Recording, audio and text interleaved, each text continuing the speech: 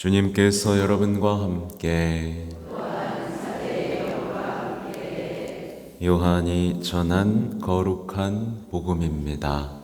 주님 영광 받으소서. 그때 예수님께서 제자들에게 말씀하셨다. 너희가 나를 알게 되었으니 내 아버지도 알게 될 것이다.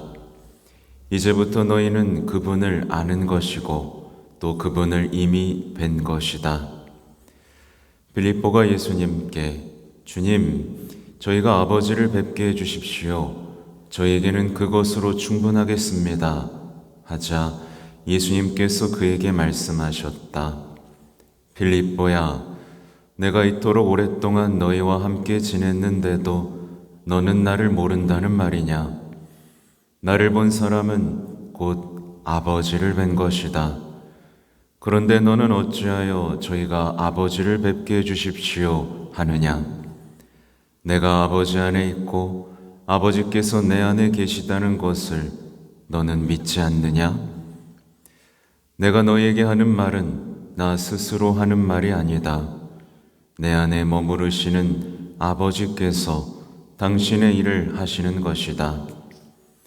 내가 아버지 안에 있고 아버지께서 내 안에 계시다고 한 말을 믿어라. 믿지 못하겠거든 이 일들을 보아서라도 믿어라. 내가 진실로 너희에게 말한다. 나를 믿는 사람은 내가 하는 일을 할 뿐만 아니라 그보다 더 큰 일도 하게 될 것이다. 내가 아버지께 가기 때문이다. 너희가 내 이름으로 청하는 것은 무엇이든지 내가 다 이루어 주겠다. 그리하여 아버지께서 아들을 통하여 영광스럽게 되시도록 하겠다. 너희가 내 이름으로 청하면 내가 다 이루어 주겠다. 주님의 말씀입니다.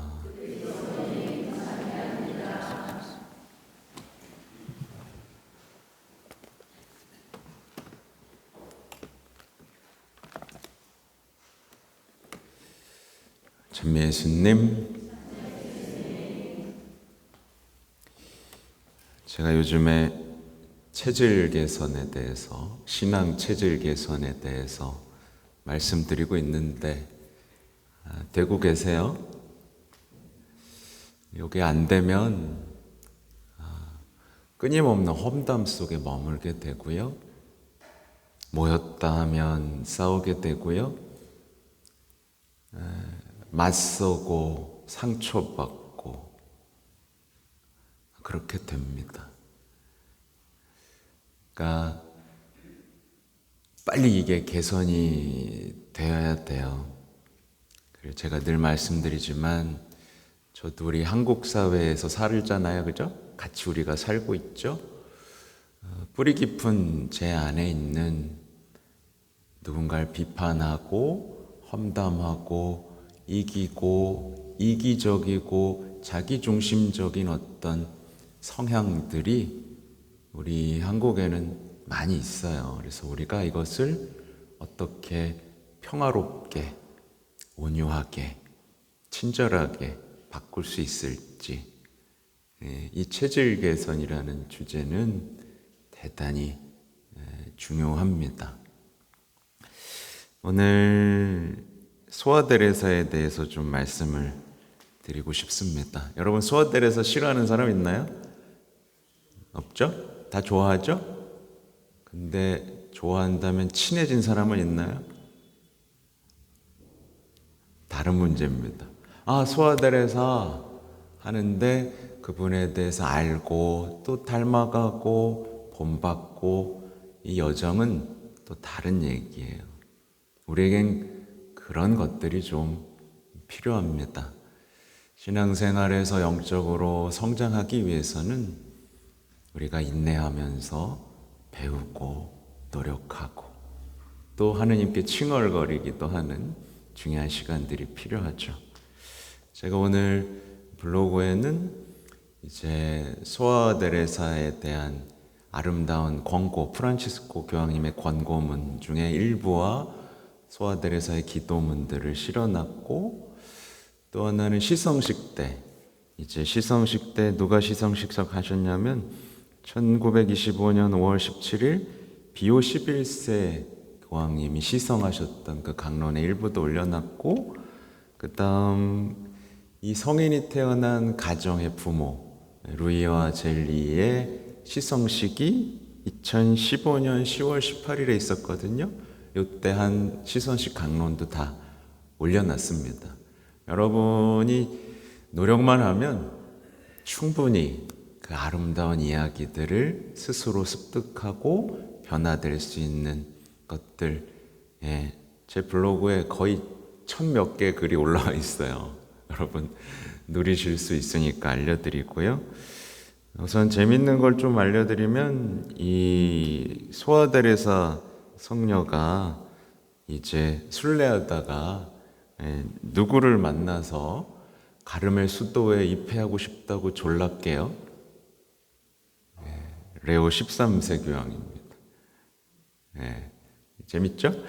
레오 13세 교황님을 만났고, 그 다음에 이제 그때 허가가 난 거예요. 수도에 어린 나이에도 들어갈 수 있도록. 그때 성 비오 10세 교황님 그 이후에 성인이 될 것이다 라고 칭송했고, 베네딕토 15세 교황님이 가경자로 선포했고, 비오 11세 교황님 때 시성이 되었습니다. 그리고 이때 선교의 수호성인으로 선포하게 되고, 이제는 가경자인 비오 12세 교황님께서는 프랑스의 공동 수호성인, 그리고 영적 어린이라는 주제, 또 바오로 6세 교황님은 또 같은 날 이 소아데레사가 선종한 날에 본인이 세례받았다고 좋아하시는 얘기를 많이 하셨고, 또 아무튼 요한 바오로 2세 교황님, 베네딕토 16세 교황님, 그리고 프란치스코 교황님에 이르기까지 이 교황님들이 다 이 소아데레사 성녀하고 깊은 관련, 아름다운, 그래서 교황님의 무덤에 흰색 장미 하나가 있는 게 소아데레사와 연결이 된다라고 말씀을 한번 드렸죠. 소아데레사 성녀의 기도에는 우리가 극복해야 할 오류들이 정말 많이, 그러니까 소아데레사의 영성을 깊이 이해하면 우리가 빠져있는 오류들 같은 거 있잖아요. 인정받고 싶고, 공로 쌓고 싶고, 남들보다 좀 더 잘나고 싶고, 막 이런 거 있잖아요. 그죠? 이런 것들에서 극복되고, 어떻게 하느님을 향해 힘차게 날아가고 더 많은 사람들을 하나님께로 이끌어갈 수 있는지에 대한 힌트들이 있습니다. 궁금하죠? 안 궁금한 표정이, 나만 궁금한 표정. 궁금해야 돼요. 이런 거는요, 막 확 타올라야 돼요. 나도 배우고 싶다, 나도 소아데레사 담고 싶다, 어떡하지? 거기에 보면 이 기도들이 있는데요, 이제 원래 번역되어 있는 거를 알려드리려다가 이 다른 이태리어를 번역기를 좀 돌리고 다듬었더니 훨씬 아름다운 것 같아서 이거를 실었습니다. 이제부터는 제가 말씀드리는 건 소아데레사의 기도와 기록들입니다. 끌어주소서, 제 목소리가 좀 예뻤으면 좋겠는데 끌어주소서, 저희는 당신의 향기로운 내음에 이끌려 달려가리이다. 오 예수님, 그렇다면 굳이 이렇게 말할 필요도 없겠지요. 저를 이끄시어 제가 사랑하는 영혼들도 함께 이끌어 주소서. 이 단 하나의 말, 끌어주소서, 이것으로 충분합니다. 주님, 저는 압니다. 어떤 영혼이 당신의 황홀한 향기에 사로잡히면 혼자서는 달릴 수가 없습니다. 그녀가 사랑하는 모든 영혼들이 그 뒤를 따라 이끌려갑니다. 억지로도 아니고 애써 이끌어 당겨서도 아닙니다. 그냥 자연스럽게 당신께 향하는 매력의 결과로 그렇게 되는 것입니다. 마치 급류가 바다로 쏟아지며 그 물길에서 만난 모든 것들을 함께 휩쓸고 가는 것처럼 오 저희 예수님, 당신의 끝없는 사랑의 바다에 흠뻑 잠긴 영혼은 자신이 가진 모든 보물들을 함께 이끌고 갑니다. 주님, 당신도 아시지요? 저에게는 당신께서 저와 하나 되게 해주신 그 영혼들 외에는 아무런 보물도 없습니다. 이런 얘기가 나옵니다. 여러분 주변에 많은 사람들 예수님께 끌고 가고 싶죠? 그럼 여러분이 뜨거워지면 되는 거예요. 잔소리해봐야 소용없습니다. 여러분이 성화되지 않고서는 열매를 맺을 수가 없습니다. 저의 기도는 이렇습니다. 저는 예수님께 그분 사랑의 불꽃 안으로 저를 이끌어 주시고 저를 그분과 너무나도 깊이 식혀주셔서 그분께서 제 안에 살아계시고 활동하시도록 해주시기를 청합니다. 저는 느낍니다. 사랑의 불이 제 마음을 더 뜨겁게 태우면 태울수록 제가 더욱 끌어주소서라고 외치면 외칠수록 저에게 다가오는 영혼들, 제가 하느님의 불꽃에서 떨어져 나가오면 아무 쓸모없는 작은 쇳 조각에 불과한 이 존재에게 다가오는 이들, 그들을 사랑하시는 분의 향기로운 내음에 이끌려 빨리 달려가게 될 것임을, 사랑에 불타는 영혼은 결코 가만히 머무를 수 없기 때문입니다. 그렇죠? 비슷한 얘기입니다. 저는 늘 대담하게도 제가 큰 성녀가 되리라고 믿습니다. 왜냐하면 제 공로에 의지하지 않기 때문입니다. 저는 아무런 공로도 없으니까요. 다만 저는 덕, 그 자체, 거룩함, 그 자체이신 분께 희망을 둡니다. 그분께서 제 미약한 노력을 기꺼이 받아주시고 그분의 무한한 공로로 저를 감싸주시어 마침내 저를 당신께까지 들어 올리시고 저를 성녀로 만들어 주실 것이기 때문입니다. 공로에 의지하지 않습니다. 빈손으로 그분 앞에 서겠습니다라고 말하죠. 당연히 빈손인데 시기 질투 있어요, 없어요? 없죠? 누가 더 잘하면 끌어내리려고 해야 안 해요? 안 하죠? 다툴까요? 제가 원래 어제 레지오 강인 줄 알고 다음 주에 실수를 하고 다시 한번 이 전 세계 대상으로 나오는 레지오 잡지 영문판들을 지금 구해서 읽고 있는데요. 거기서 하나의 영감을 얻은 글들, 나중에 이걸 좀 소개할 필요가 있겠다. 레지오가 이런 것들을 하면서 이렇게 끌어올릴 수 있겠다라는 생각을 하는데, 거기서 제가 요즘 커뮤니케이션 얘기를 많이 하죠. 네. 사실 예수님께서 애들아 뭘 좀 잡았느냐 하면서 그들과 동반하고 같이 할 수 있는 대화법을 하시듯이 성모님에게도 천사가 다가와서 은총이 가득하니요 기뻐하십시오 라고 하잖아요. 근데 두려워하잖아요. 두려워하지 마라 라고 얘기하잖아요. 그럼 평화의 대화법을 우리 인정해야 돼. 우리 모른다. 네, 저는 인정해요. 나 모른다. 배우고 싶다. 이끌어 주소서. 인정하면 참 편합니다. 저희 못났고요. 네, 제 입에는 저는 그냥 차가운 쇳덩이에 불과하고요. 주님이 달궈주지 않으시면 정말 저는 쓸모없는 차가운 쇳덩이입니다.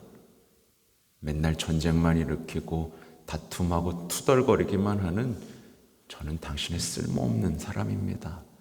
인정해버리면 됩니다. 그 뒤에 청혼하면 되잖아요. 이끌어 주십시오. 불태워 주십시오. 도구로 만들어 주십시오. 네, 여러분 그렇게 돼야 돼요. 네. 오늘 일독서처럼 제가 발에 먼지 털고 가길 바랍니까? 아니죠? 또 이어서 이런 얘기 있어요. 저는 하느님의 무한한 자비를 선물로 받았습니다. 저는 바로 그 자비를 통하여 하느님의 다른 모든 완전함들을 바라보고 경배합니다. 그럴 때 모든 것이 저에게는 사랑으로 빛나 보입니다. 심지어 정의마저도 사랑으로 감싸인 듯 보입니다. 예, 본인이 자비를 선물로 받았다는 것을 아는 순간 그 성녀의 시선들이 완전히 변화되는, 사랑을 온 곳에서 발견하고 그분이 사랑으로 보이는 그 순간들을 기록한 거죠. 예수님, 제가 많은 영혼을 구하게 해주세요. 오늘 단 한 영혼도 지옥에 가지 않게 해주세요. 예수님, 혹시 해서는 안 될 말을 제가 했다면 용서해 주세요. 저는 다만 당신을 기쁘시게 해드리고 위로해드리고 싶을 뿐입니다. 이렇게 나옵니다. 아름답죠? 여러분도 이렇게 타오르기만 하면 여러분의 이게 곧 신앙의 체질 개선이에요. 구체적인 것 뒤에 말씀드릴게요. 그리고 성모님에 대해서 이렇게 말씀하세요. 은총이 가득하신 어머니, 저는 압니다. 나자렛에서 당신은 가난하셨고 더 이상 아무것도 바라지 않으셨지요. 기적도 황홀경도 무아지경도 당신의 삶을 꾸며주지 않았습니다. 성인들의 여왕이시여, 이 땅에는 수많은 작은 이들이 당신을 두려움 없이 바라볼 수 있습니다. 비할 데 없는 어머니, 당신은 그저 평범한 길을 걸으시며 그들을 하늘로 이끌고자 하십니다. 네, 가난하셨고 아무것도 바라지 않으셨고 기적, 황홀경, 무아지경 그런 걸로 정말 겸손하셨죠. 다른 얘기지만 이 성모일탈이, 제가 같이 성모의 밤을 하는데 이제 원장님이 그런 얘기를 하세요. 빚을 아직도 많이 못 갚았어요. 빵 좀 팔아줘요. 빚을 아직도 못 갚았는데 참 소박하다는 얘기가 나오는 게 뭐냐면, 화장실 달린 각방을 가진 게 꿈이었다고. 근데 지금 그걸 갖고 있고 불법이었던 공장이 합법이 된 거. 그리고 빚도 재산이라면서 묵묵하게 일하면서 사십니다. 우린 뭔가를 더 가지려고 그러는데 각방에 화장실 있는 걸로 만족하고 살아가시죠. 아무튼 그리고 제가 이 체질 개선이라는 얘기를 한 이유는 이 프란치스코 교황님의 권고, 사랑으로 이끄는 신뢰 마지막 부분에 나오는데, 이 소아데레사 성녀의 어떤 영성이 이 시대를 더 나은 삶으로 바꿔줄 힌트가 되기 때문이에요. 마지막 부분에 이런 얘기를 하세요. 이건 프란치스코 교황님의 권고문입니다. 하늘에서 땅까지 아기 예수의 데레사 예수님의 얼굴의 데레사 성녀는 여전히 작은 위대함 안에서 오늘날에도 깊은 의미를 지니고 있습니다. 자기 이익에 몰두하라고 유혹하는 이 시대에 데레사는 삶을 선물로 바치는 아름다움을 보여줍니다. 겉모습과 표면적인 욕구가 지배하는 이 시대에 그녀는 복음의 철저함을 증언합니다. 개인주의가 팽배한 시대에 그녀는 사랑이 전구로 변하는 그 가치를 일깨워줍니다.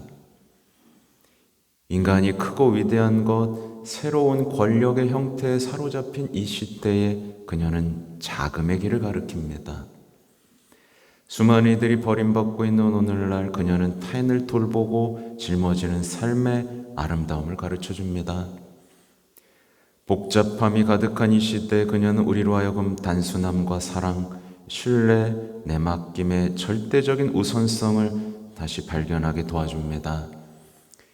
의무와 계명으로 그리스도인의 삶을 가득 채우고 복음의 기쁨을 얼어붙게 만드는 율법주의와 도덕주의의 논리를 넘어설 수 있게 해줍니다. 다치고 움츠려드는 시대에 데레사는 우리를 예수 그리스도와 복음의 매력에 이끌려 나아가는 선교적 여정으로 초대합니다. 그렇죠? 이 시대에 우리가 계속해서 신앙의 맛을 못 보게 하는 많은 것들에 대한 진단, 그리고 거기에 대한 해결책에 대한 얘기들이 아름답죠? 네, 여러분 이렇게 되셔야 돼요. 되셔야 됩니다.